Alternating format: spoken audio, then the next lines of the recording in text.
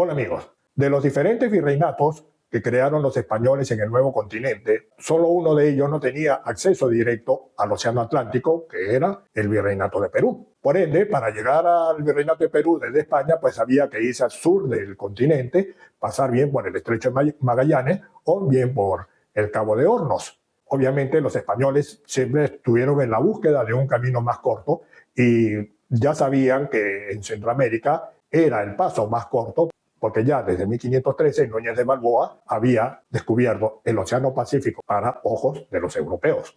Ya para 1825, la mayoría de los países latinoamericanos habían conseguido su independencia.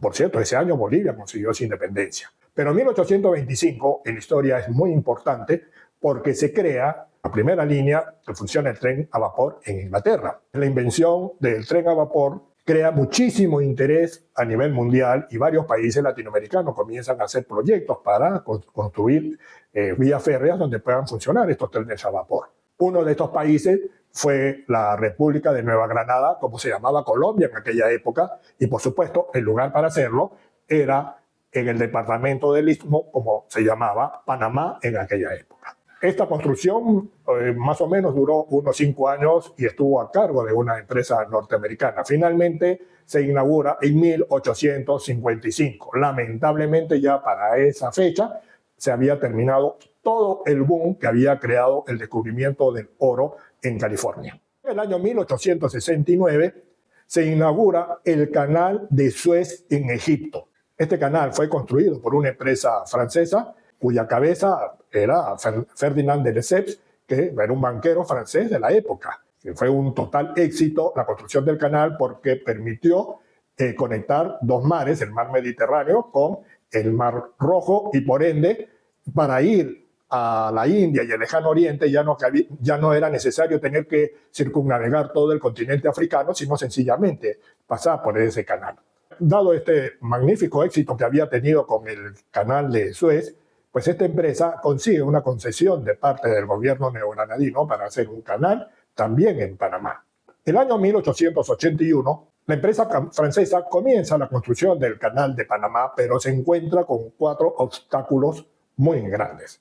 El primero es que evidentemente no se puede comparar la geografía de Panamá con la geografía de Egipto. El canal de Suez es lo que se llama que está a nivel. Es decir, no hay grandes montañas, no hay grandes depresiones, es prácticamente todo plano, todo llano. Y lo que hicieron fue excavar. Quisieron aplicar esos mismos parámetros en la construcción del canal de Panamá, pero Panamá es una ubérrima selva. Llueve muchísimo, tiene muchísima vegetación, tiene cordilleras, si bien las cordilleras son pequeñas, pero tiene cordillera y tiene partes, hay zonas donde la roca que está allí es muy dura, como en la parte del Corte Culebra. Eso, hacerlo como hubieran querido los franceses, hubiera implicado tener que mover más de 1 millón de toneladas de material para poder hacerlo a nivel. Ese fue el primer obstáculo. El segundo es que el Océano Pacífico y el Océano Atlántico a la altura de Panamá no tienen el mismo nivel. El Océano Pacífico es 2 centímetros más alto que el Océano Atlántico. Eso se debe a la densidad del tipo de agua. Por ende, si hubieran hecho el canal lineal, pues hubiese inundado la mitad de la ciudad de Panamá. Tercero, hubo muchísimos accidentes y muertes. Cuando la empresa americana hizo el ferrocarril, murieron como 12.000 personas. Aquí, mientras estaban los franceses, ya llevaban el doble, 20 y pico mil de personas muertas por explotación, por todo, pero sobre todo había un factor muy importante que eran las enfermedades. Resulta que hay una leyenda que dice que cuando los trabajadores se enfermaban, ellos no querían ir al hospital porque tenían la creencia que en el hospital todo el mundo se moría. Pues no estaba muy errado, porque como no se tenía mucho conocimiento qué era lo que afectaba, por qué se enfermaba la gente, cómo se contagiaba de esas enfermedades un poco desconocidas, quizás la malaria conocida, pero el resto desconocida.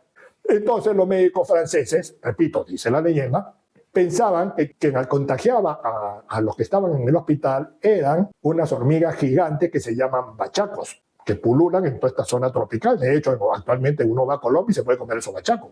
Entonces, para evitar que estos bachacos puedan subir a las camas a través de las patas, en cada pata de la cama pusieron un pote o una lata llena de agua para que el bachaco no pudiese alcanzar las patas de las camas y por ende no pudiesen contagiar a la gente. Resulta que poner agua estancada, limpia, era lo mejor que se le podía haber sucedido pues, a los mosquitos, a los zancudos, porque ellos para poner sus huevos y sus larvas necesitan exactamente eso, agua estancada, limpia. En aquella época recién se comenzaba a entender lo que hoy en día se conoce como medicina tropical. El cuarto inconveniente que tuvieron los franceses fue que en París se descubrió una trama de corrupción muy grande para el financiamiento de este canal.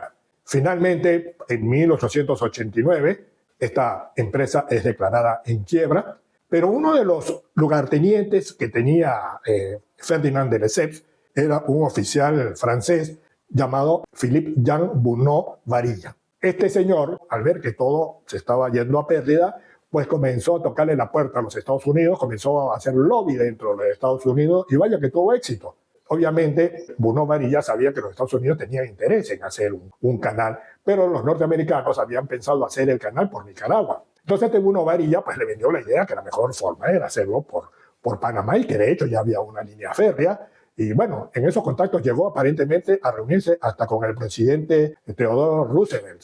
Finalmente, a principios del año 1903, se firma un tratado entre los Estados Unidos y Colombia, y en este tratado se estipuló que Colombia arrendaba a perpetuidad a los Estados Unidos la zona del canal, y evidentemente la autonomía que había sobre ese canal, por un monto estipulado. Para agosto de ese mismo año, es decir, de 1903, el Senado colombiano rechaza este tratado porque consideraba que era lesivo para sus intereses como país.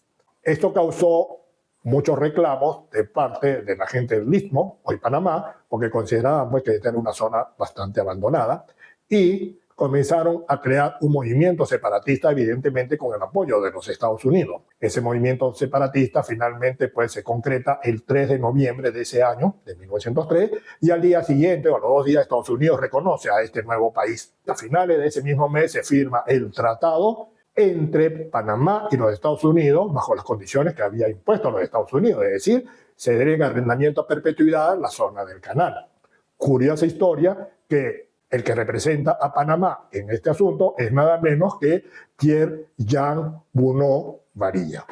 Finalmente se construye el canal y este es inaugurado en 1914, el mismo año que comienza la Primera Guerra Mundial.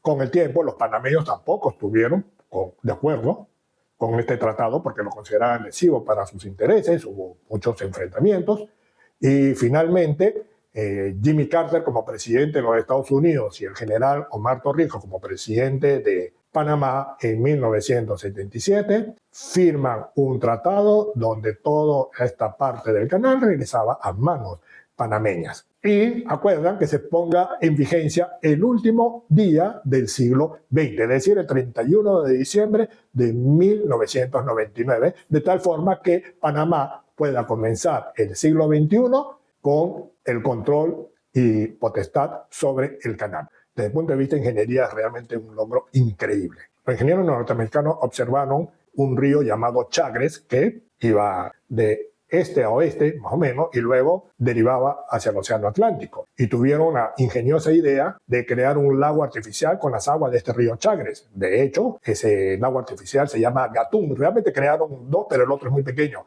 Este Gatún tiene aproximadamente 400 kilómetros cuadrados, para que tengan una idea de la dimensión. Entonces, por un lado llegaba un barco y a través de esclusas, un sistema de esclusas, iba ganando altura hasta llegar a los 26 metros más o menos, que es el nivel que está el lago Gatún. Atravesaba todo el lago Gatún para finalmente, por otro sistema de esclusas, iba bajando al otro océano. Realmente la obra, desde el punto de vista de ingeniería, fue extraordinaria. Pero con el correr del tiempo, el canal quedó muy pequeño para las necesidades que había. Porque los armadores de barcos, ustedes saben, siempre hacían los barcos más grandes, por eso que llaman economía de escala. Entonces Panamá comenzó a trabajar en una ampliación de ese canal y esta ampliación fue inaugurada en 2016. Con el correr del tiempo, los armadores seguían haciendo más grandes los barcos, por lo tanto, también se quedó corto en cuanto a dimensión. Entonces digamos que el canal de Panamá está afrontando dos inconvenientes. Uno es el tamaño, que a pesar de la ampliación ya se quedó corto. Y segundo, es la mayor demanda de agua acompañado de una sequía que no permite que el río Chagres siga alimentando a esa velocidad al lago artificial Gatún. Por eso que se están formando esas grandes colas. Dicen que es por el cambio climático, esta disminución del agua. Parte es una disminución del volumen de agua, por otra parte es un aumento del consumo. Claro, hay nuevas técnicas que hacen que se consuma menos agua por barco, pero de todos modos el movimiento es muy grande. Entonces los dos grandes retos que tiene Panamá en un futuro con respecto a su canal es, uno, tratar de conseguir más agua, que de hecho ya aumentaron el volumen del lago Gatún. Quizás termine, se me ocurre, usando nueva tecnología, poder usar el agua de mar. Ese es por un lado. Por otro lado, ya Panamá tiene muy claro que a partir del año siguiente, es decir, de 2025, la construcción de otra ampliación del canal que permita a los barcos de nueva generación, aquellos que cargan 20, 22, 24 mil contenedores a la vez, puedan pasar. Repito, eso viene a partir del 2025 y Panamá tiene que hacerlo, porque si no lo hace, le viene la competencia de otros países que posteriormente veremos. Será hasta una próxima oportunidad.